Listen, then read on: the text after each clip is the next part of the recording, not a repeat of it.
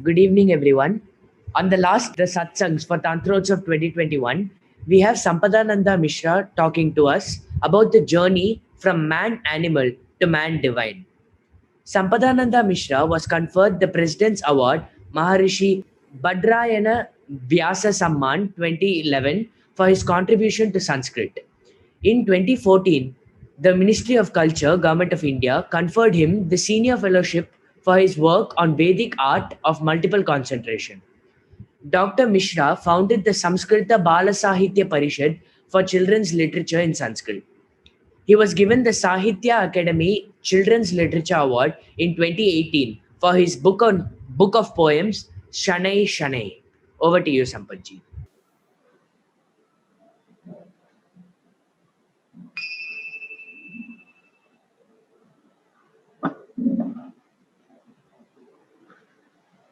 Namaskar once again.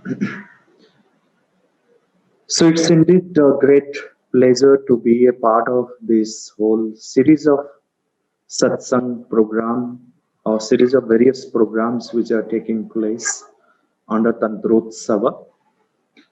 And I'm also happy to be a part of it for giving this session.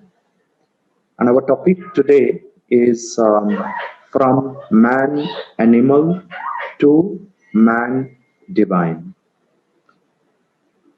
So what's so great about human being that man is called the glory of creation. Man is called the glory of creation.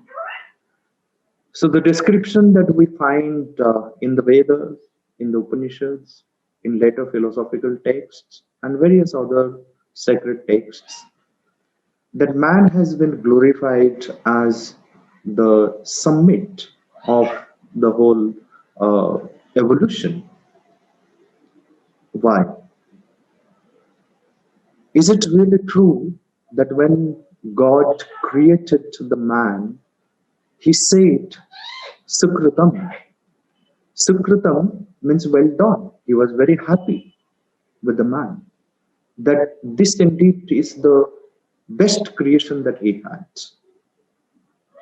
But when we look at the humanity, look at ourselves, look at all those who live with us, look at all with whom we live, we interact, we communicate. This whole world affair when we see. Sometimes we start doubting whether what has been said, that man the glory of creation, how far is it true? If man is the Sukritam, it's God's best creation, why then there is so much of suffering for this best creation? Why there are so many crises, so much of problem that arise in the humanity? Where is that divine element? What we find everywhere is just brutality, violence, chaos, and all sorts of problem, all sorts of meanness, narrowness. Where is the solution for all the different problems that the humanity is facing at every level? At every level we keep facing. And what is the message that we would like to give through this platform? That what is the truth about man? How should man live in this world with what attitude? What is the strength of the man? Does he have the capacity to find solutions to its own problems? And what are the root causes of all the problems that humanity is facing? It's indeed a great search that it's not something new that we are experiencing. Of course, in every age, the problem, the crisis, the nature of crisis will be very different.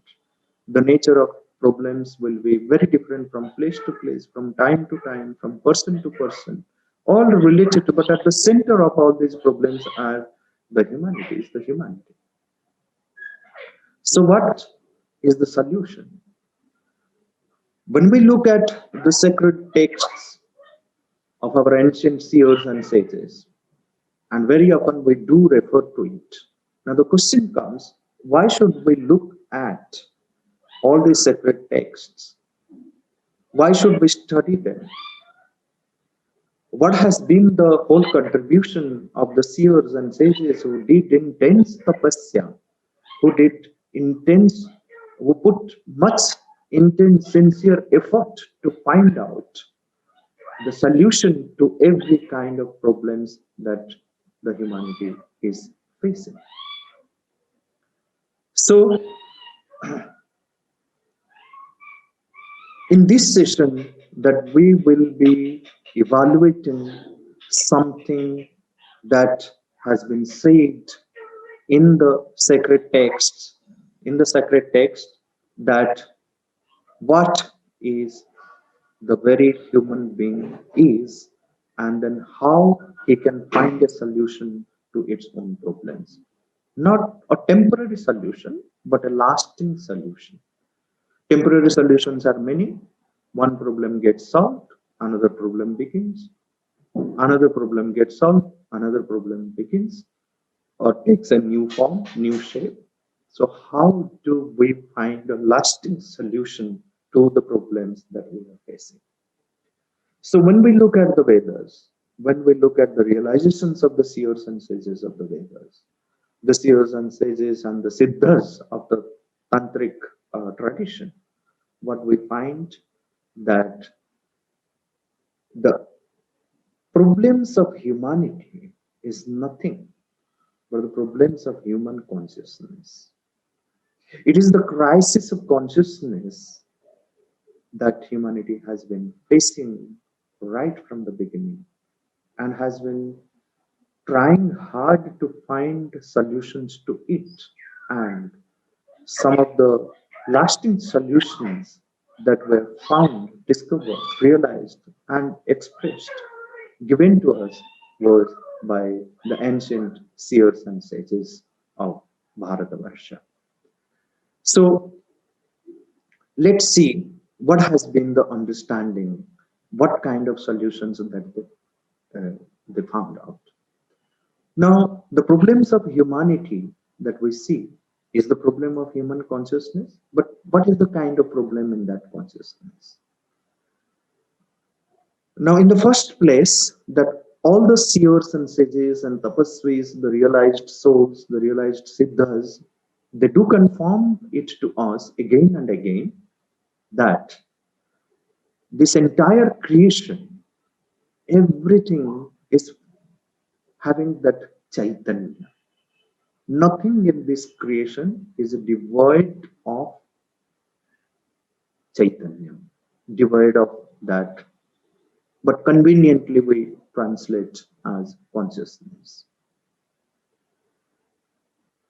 Nothing is devoid of the Chaitanya. Achaitanyam na vidyate. But then this consciousness, it appears differently and takes different forms in the whole evolutionary journey. And we find all the levels of this consciousness present everywhere. Now see, we have the inert things, we have the animals, plants, we have the human beings. And looking at how consciousness is planted in everything in the creation, so the ancient seers and sages, they say that this consciousness, which is all pervading, which is ever existing, present at every level of existence, present in everything and being that is there in this creation, this consciousness, they have looked at it from 5 different angles. So they say that there is a consciousness which they term it as Sankuchita Chetana, shrunken consciousness. Where do we find that? In what context that has been said? That Sankuchita Chetana, the sunken consciousness, is in all the inert things. Nirjiva, what we call Nirjiva, the lifeless, stones, rocks, any kind of material objects that we see. There is consciousness, but there is Shranken, Sankuchita. There's no possibility of any evolution there. Or if it is there also, it is very, very, very, very slow. Ultimately, the spirit has to manifest in the matter. That's the ultimate result towards which we must seek after. The rishis, the seers of the past, of the present, have been putting much effort for that to happen. Now, this Sankuchita Chetana, it is for all the inert objects. Now, when we look at the animals and the plant kingdom, what we find there is a covered consciousness. Covered consciousness, achhadita chetana. There's a consciousness which is covered, it is there, but it is slightly open than the Sankuchita chetana. So it is not Sankuchita, but it is achhadita, covered consciousness. So that's why when even many scientists who have made an effort to find out, like Jagdish Chandra Bose, etc., that how the plants have consciousness. Not only plants have consciousness, they also have all the senses. Sukha, dukkha, anubhava, the experience of sukha and dukkha, the plants also do experience the sukha and dukkha.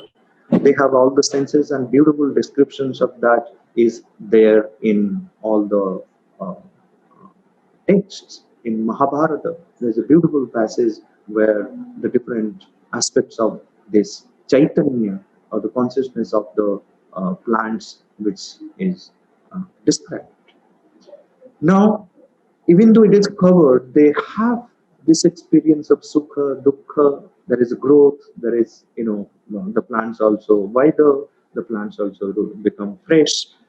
Same thing happens to the animals, but the possibility of evolution is very, very low. Less possibility. Yet there are some animals where they have certain element of evolution in them, but those are very, very rare. But there is no possibility of evolution in that. Then we have the next level of the three levels of Chaitanya, the consciousness. So the human consciousness is of three types. What are these three types of consciousness? The first level of human consciousness is Mukulita Chetana. Mukulita Chetana is the budding consciousness, like we see the bud of a flower. It has got all the potentiality, all the possibilities of becoming a fully bloomed flower. But at the initial stage, it is the Mukulita Chetana, the budding consciousness, with all the potentiality to evolve. And when it starts evolving, so it becomes the Vikasita Chetana. It is the blooming consciousness. It starts blooming, it starts evolving. And then the ultimate result of this blooming is Purna Vikasita Chetana. This Purna Vikasita Chetana, that man from its Mukulita, from the budding state, can become the Purna Vikasita Chetana. Purna Vikasita Chetana is the fully bloomed consciousness, which has identified itself with the Supreme Consciousness, has become that Supreme Consciousness. This is the three layers of consciousness that belongs to the humanity. So the human being is glorified as the greatest glory of the creation simply because it contains something very, very deep within itself, within its consciousness, which allows itself to become the fully bloomed consciousness. Now, in the initial stage, when we say that it is the Mukulita Chetana, it is narrow. It has all the potentiality, but it is again narrowed, very limited. Our mind is limited, our body is limited, our prana Pranic Satta is limited as long as it remains in its outer form. But essentially, it is very, very potential. Essentially, it has all the possibilities of to become fully bloomed, to become the Purna Vikasita. And when man is busy in its outer consciousness, busy or engaged with its external egocentric, the desire self, the ego self, then it loses its opportunity to have any contact with the deeper most consciousness which lies hidden in the center of its own heart. Guha Hitam. In the cave of the heart, it is secret. So unless and until man becomes connected with that, it will not realize, it is not possible without coming in contact with that deepermost being, what is known as the Atman, the divine spark or the divine flame, the inmost being. So the Antaratman, there are many names which are given to it. But unless and until the man turns from his external engagement, from his projected self, and then comes in contact with the inmost being, so he remains as a Pashu. He remains as an animal. He remains limited, narrow, and doesn't realize its own potentiality, and very difficult for the manifestation of that potentiality into all dynamics, all dynamism. So this man who lives in the ordinary consciousness, in the external consciousness, is the man animal. Man animal is known as Pashu. The word Pashu is very wonderful word. It's a word which exists in the Vedic language, in the Veda. The language which is a very differently designed language, which contains within itself all the purity of the vibration. It contains within itself the divinity. It contains within itself all that is necessary for helping the consciousness to manifest. That's why each and every word in Sanskrit is conscious of its own history. It carries within itself that light, that truth, that divinity. It is conscious of everything that is needed for manifesting what lies hidden within the word itself. That's why the word itself reveals itself to the seeker, because it contains everything within itself. We say that the entire creation has come from the word. It is that Abhispanna, that creative vibration, the primordial creative vibration, which has given birth to this entire world. Now, the man, as long as he is engaged in the outer, the external consciousness, his projected self, is bound. It is bound by, limited by many limitations. It's narrow. He thinks narrowly. He behaves narrowly. He lives a very narrow life. For everything, he shrinks. He doesn't open up and keeps suffering. Because anything which is alpa, anything which is narrow and limited, leads to unhappiness. Nalpe sukhamasti.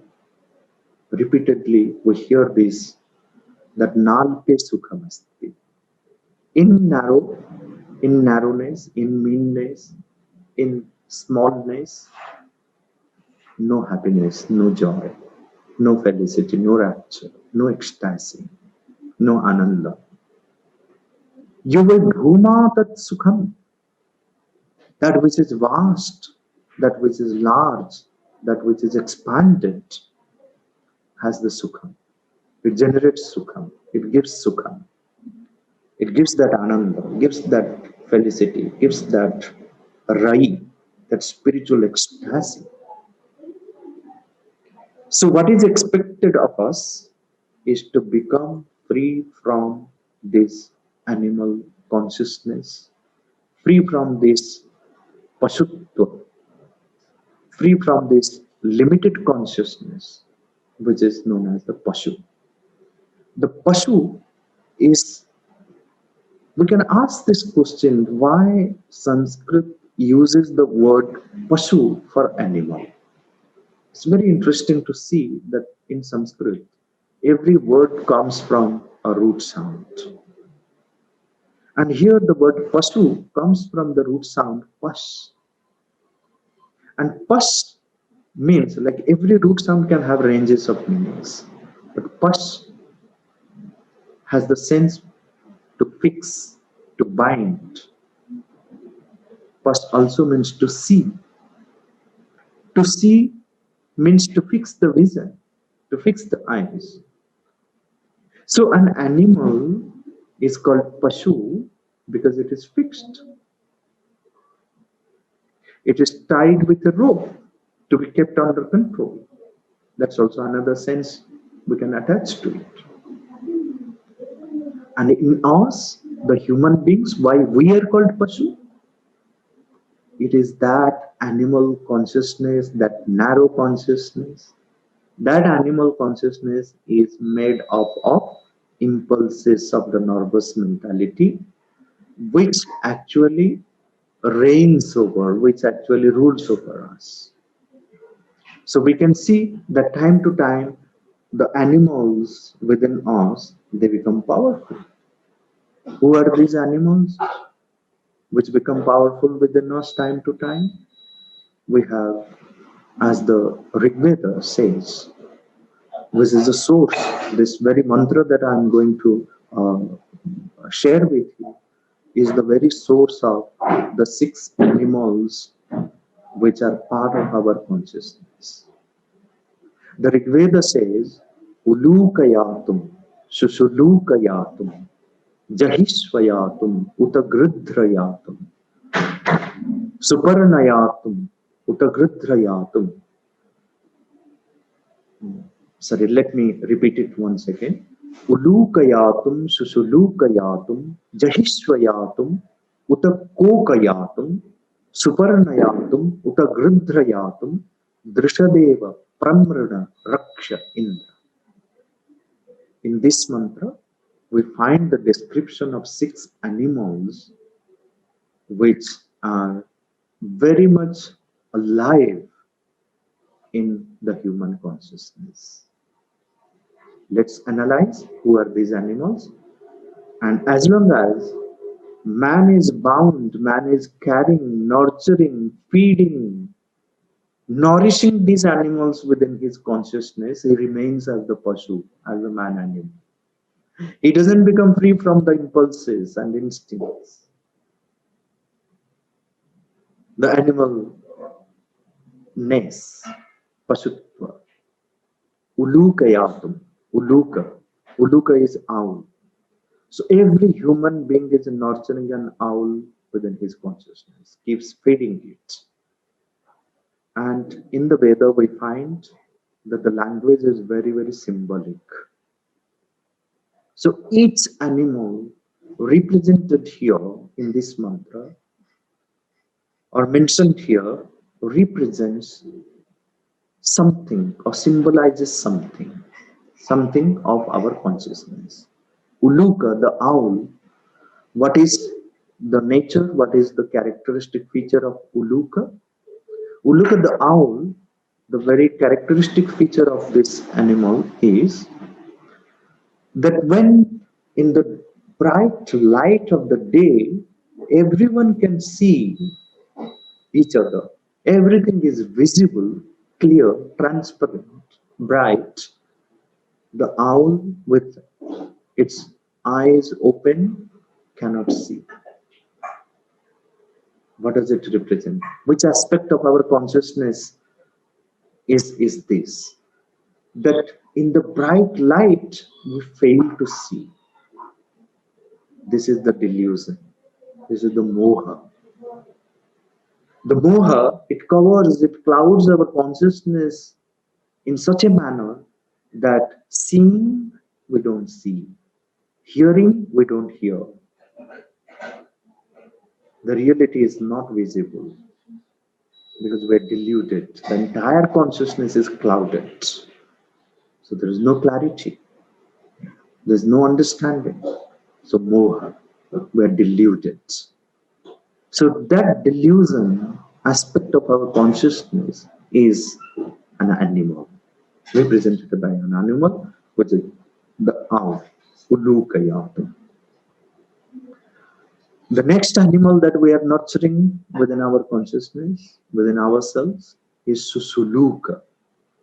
Now, Susuluka is the wolf. What is the nature of the wolf? What does it represent? The wolf is always hungry and angry. It represents the krodha, anger, which is one aspect of our being, which is something that we carry within our consciousness. As long as we are engaged with the outer consciousness of ours, the ego consciousness, the ego self, the desire self, we open ourselves to the lower nature. These animals are powerful with us. So who in this creation doesn't have the anger? All of us, we are carrying that animal and nurturing, not just carrying the animal. We are nurturing, we are feeding, we are nourishing that animal. And then keep suffering. And becoming the cause of suffering to others also. Sushuluka. What is the third animal? Shvayatum. Shva is dog. What's the nature of the dog? The nature of the dog is that if someone starts caressing one dog, the other dogs feel very, very jealous. So envy, jealousy is something which is natural to all dogs. So we human beings, as long as we belong to the outer consciousness, our projected self, and open to the lower nature, this animal, Shwa, dog, is powerful. And the dog, we keep feeding, we keep nurturing and nourishing within our consciousness. So, as long as that is there, we are Pashu. Jealousy. The fourth animal is Koka, otherwise known as Chakravaka. The Koka represents the lust, the intense Kama Shakti, Kama. So that Kama represented by the Chakravaka. Why Chakravaka? Because the Chakravaka, biologically, they remain in couple. But when evening comes, when it is the time for union for every creature, it is during that time when sun sets. So biologically, the male and female Chakravaka and Chakravaki, they cannot remain together. So they turn their faces against each other and start feeling the pang of separation and start lamenting, vilapa, ruta, crying, yelling. And when the day dawns, they never leave each other, even for a moment. There's so much of Kama. And Chakravaka represents the Kama. So we also nurture and nourish and feed the Chakravaka within ourselves. Till then we are Pashu. The fifth animal is Suparna. Suparna is eagle. Eagle among all the birds carries that arrogance that it is the greatest, it has more power, it is the biggest among the birds, it can fly high. So, arrogance, mother, is the quality of Suparna. And we all carry that in our consciousness. Not only carry, we nurture, we nourish, we feed that animal. And the sixth one is Grudra. Grudra is vulture. And Grudra represents the greed. You can see the connection between the word Grudra and greed in English. So vulture represents the lobha. So kama, krodha, lobha, moha, mada, matsarya. This Ari Shad Varga or Shad Ripu, the six eternal enemies of ours, are seen as narrow, limited, bound, and animals which do not allow the man to evolve in its right way. So, as long as we belong to the lower nature, we belong to the external consciousness, we are bound, we are narrow, we are animal, pashu, and that narrowness of our consciousness is the root cause of all our crises, all our problems. So that is where we see tomorrow is Mahashivaratri, and it is such a great occasion that just before the Mahashivaratri, or to celebrate this Mahashivaratri for last 10 days, this satsang is happening here. And various other programs are taking place in Tantrotsava. And that Deva Mahadeva, that Rudra, is also called Pashupati. Now, Pashupati is very roughly, ordinarily translated as Lord of Animals. And then some animals are shown in the sculptures, one finds animals, Shiva with animals. In what sense he is the Lord of Animals? No. It is Shiva because of his Rudra Shakti has the power to guide us, has the power to control. When that Rudra Shakti is invoked, is made our friend, that Rudra Shakti has the power to control all these animals living in the human consciousness. He is not Lord in the sense that he is the owner of all the animals, but he is the master of the animals. He is the controller of the animals. So he has the power to lead the human being by the power of his Rudra Shakti. He has that, he gives that blessings. He guides and he leads on the path of progress, making us free from our limited, narrow consciousness, and leads up to what? He leads up to from this pashutva, from this animal state, to from this pasuloka to the goloka. Goloka. Goloka is go in the Veda has various meanings, but go has various meanings, but in the Veda, go represents light. So Pashupati Shiva by the power of his Rudra Shakti, and therefore it is to if someone in a practical sense, if someone wants to become free from his anger, free from his loss, just see how much of sincere, intense effort is necessary to become from such weakness. It comes with the greater force, and to deal with it, we need greater force than that, and that is the Rudra Shakti. Invoking that Rudra Shakti, it helps us in becoming free from this animal consciousness, this narrow consciousness. And when we become free from this narrow consciousness, this animal consciousness, we start living in the largeness, in the vastness, we become free from all kinds of fears. We become free from all kinds of weaknesses. We become free from, then we have the power to take decision on our own. We have the power to deal with all that comes in life.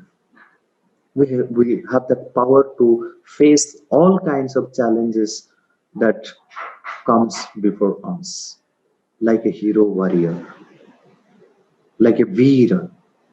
And that Veera is the man human. To realize the manness, Manushyatva, Naratva, is the very aim of our sadhana. To realize the Naratva, to realize that Manushyatva, which is in its true sense the hero warrior. The ancient seers and sages called that man who is free from all errors, all mistakes, all weaknesses, has the strength to face any challenge, never turns his back, never steps back. He always moves forward, marches forward. That man was known as Arya. That man was known as Veera. That man was known as Shura. When we say man, it is both inclusive of man and woman. It is not, there is no difference when we say Nara, as the word Nara is also Nara and Nari. It comes from the same root sound. When we say Naratva, it applies to both man and woman. So I mentioned this because this should not be confused that why we say man and not woman.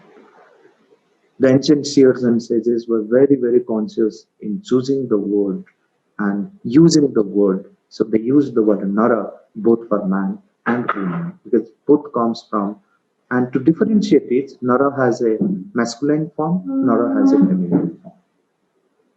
The base word is Nara. Nara can become Nara, Nara can become Nari, to differentiate it. But at the essential level, it is the same. So that Naratva is Durlabha, Naratvam Durlabham Loke. To attain to that state of Naratva is extremely difficult task. And we all are advised, we all are, expected to attain to that Naratva. And that Naratva is the man human. Tantra calls it as Veera. So, in the journey towards the highest goal, highest achievement, what is the highest achievement? If you ask any ancient seer to answer to this question, what is the greatest gain? What is the greatest achievement? The answer will come straightforward from a rishi saying that Ananda na paro labha, that there is no greater gain than Ananda. And that Ananda is that supreme bliss, ecstasy, rapture. That Ananda, the other name of that Ananda is Amrita. Attainment of that Amritatva. Amritatva doesn't mean to become immortal. You don't die. You live with this physical body. That's a very narrow sense of the word Amritatva being translated as immortal. Amrita. So Amrita is that Ananda. To remain in that state of Ananda, there is no greater gain than that. But man doesn't experience, the human being does not experience that Ananda, permanent Ananda. We do experience, but very fragmented. It comes and goes. And we experience it in such a manner that that joy not only remains for a few seconds, also becomes the cause of our further suffering, because that's not the true Ananda.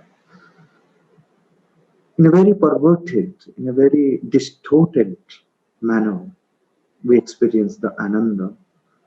We call it as Ananda or joy for little things because we are very narrow in our consciousness.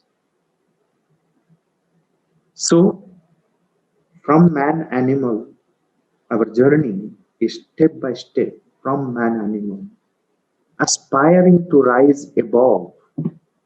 One attains to that state of Naratva, becomes Arya, Veer, Sura, free from all kinds of errors. A Veera, an Arya can stand before the divine and then say, hey, look, I am the worthy child of yours, free from all kinds of weaknesses. A Veera doesn't stand lowering down his head. Forgive me, excuse me, I will not commit the mistake again. No. He stands with his head high. This fellow is free from all errors, can never commit any mistake, is free from all weaknesses. Then he is called Arya, the true Veera. But that's not the ultimate attainment that one has to have. The ultimate achievement is to attain to that state where one becomes the Ananda. It not only one experiences or one becomes a realized soul, one starts living in Ananda, but one becomes Ananda. That is the state which has been said as the man divine, the Divya. One attains to that Devatva, which is all light, which is all Ananda, which is all Chit, which is all Sat, which is all Ananda. The man divine. So in that state, he plays with the light and light alone. He lives in the light and truth and vastness, Ananda. And experiences, not only experiences, he becomes, not just experience or realization, he becomes that Ananda.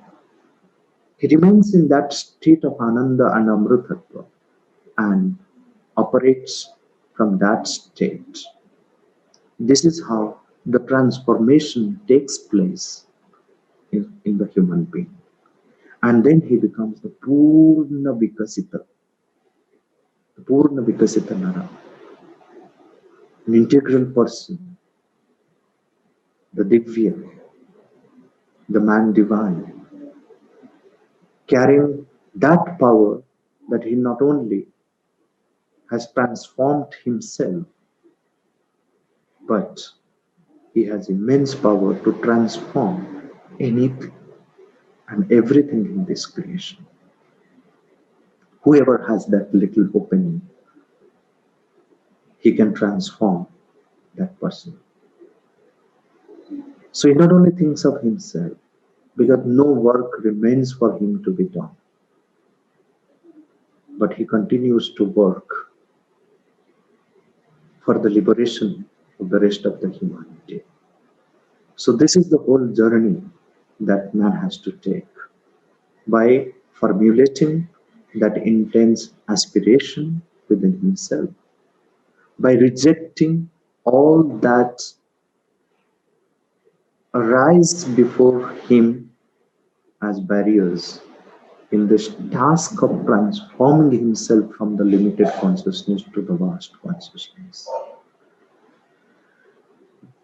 This rejection is not just a forceful rejection, but by allowing the divine to play its own role.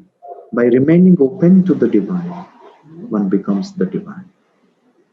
By allowing the gods to manifest within one's own consciousness, by allowing the gods to grow within oneself. This gods growing in the human consciousness is also called as the real yajna. It makes the man free from all kinds of dualities, all kinds of binaries.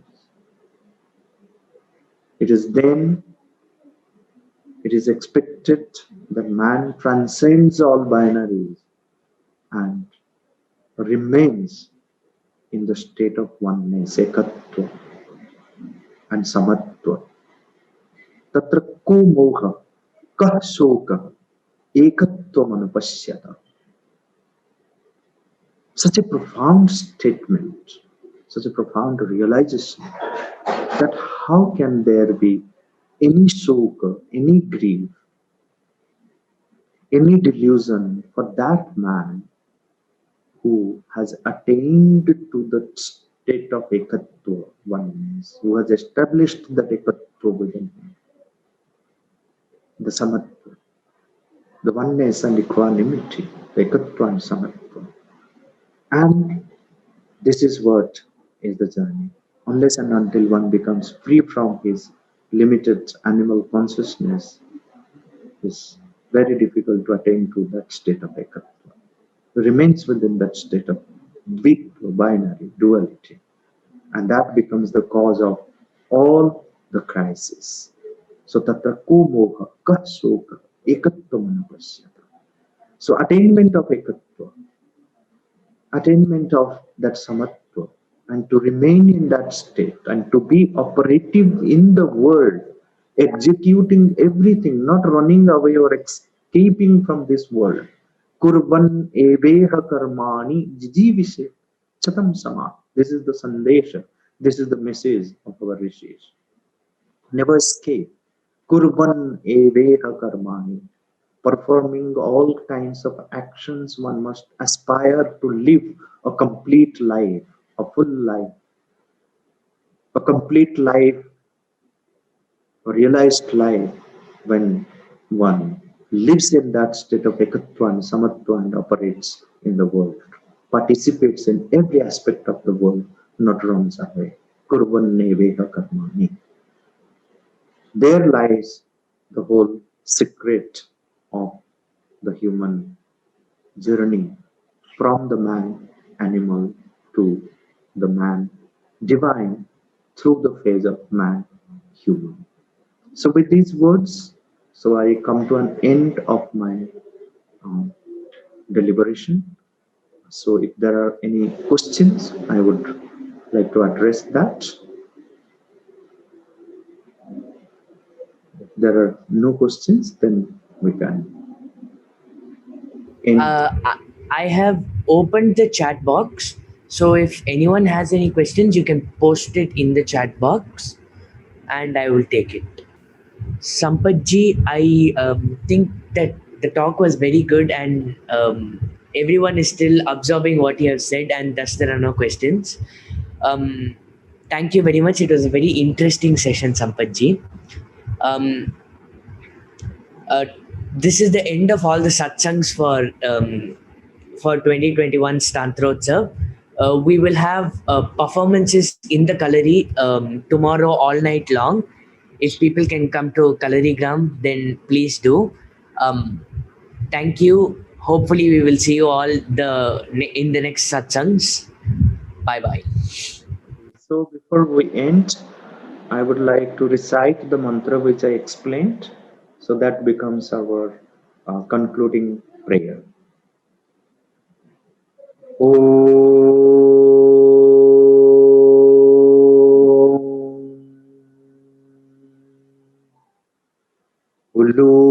Ulokayatum Shushulukayatum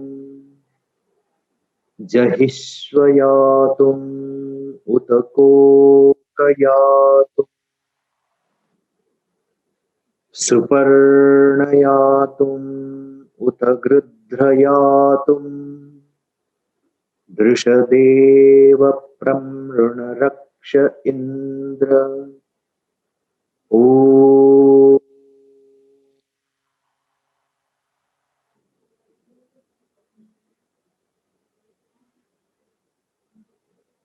So in this mantra, Indra is invoked to kill all these 6 enemies which we keep nurturing, nourishing, and feeding in our consciousness. So with these words, Thank you all for listening to this deliberation, and then hopefully we meet again on some other occasion. Sampatji, when you were reciting the sloka, we got a question. The question is, what are some daily practices to keep animal desires in check? The first thing is that we should become conscious of all that we are doing. Suppose anger comes, jealousy comes. So we immediately execute it because we are not living within, we are living in our outer consciousness and then performing like a robot, like mechanically. So we don't know even what we are doing. So therefore it is advised that we should always remain conscious and then see where from this is arising, why it is happening. So that itself is the greatest mantra for becoming free from, or at least becoming aware of how these forces are operative in our consciousness, and then how we can tackle to them. For example, if anger comes, instead of, if we can for a fraction of a second ask this question, why am I angry? Why is it happening to me? And then you see that within a fraction of moment of that questioning or that awareness, suddenly that force gets diluted. And if we can train ourselves or bring in that awareness constantly, then we see that it gives us immense power to tackle all these forces within ourselves. So the first mantra and the greatest mantra, most powerful mantra, that to remain jagrata, to remain aware of ourselves.